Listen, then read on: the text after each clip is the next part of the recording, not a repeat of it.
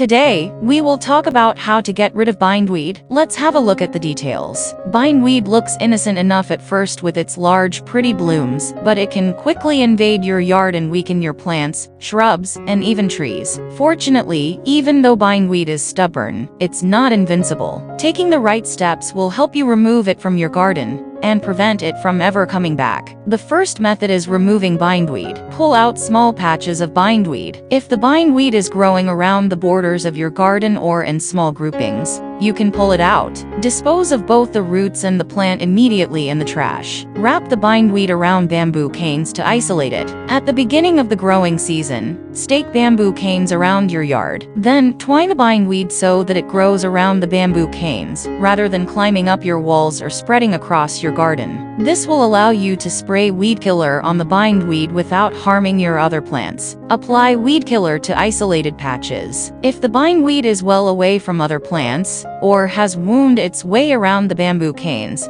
the best way to get rid of it is to use glyphosate weed killer, like Roundup. Let the plants die to ground level before pulling them out. If you've treated the bindweed with glyphosate or another weed killer, wait about 3 weeks before removing the plants. This gives the chemicals a chance to penetrate the roots and allows the bindweed to die down to ground level, making it easier to remove. Don't forget to dig up the roots as well. Treat affected soil with weed preventer. To prevent bindweed seeds from spreading, spray a weed preventer, like preen, on the soil. You can treat soil where you've removed bindweed already, as well as soil beneath existing plants. Repeat the application every 3 to 4 months to ensure the bindweed doesn't grow back. Put down a heavy layer of mulch to discourage new growth. Even though you may have removed all the visible bindweed, any leftover seeds or roots can begin another infestation. Lay down several inches of bark, wood chips, or another heavy mulch to prevent sunlight from reaching the remnants of bindweed. And the second method is preventing bindweed takeovers. Avoid purchasing soil, seed, hay, or animal feed containing bindweed. Seeds, buds, or pieces of bindweed roots could be present in a variety of soil,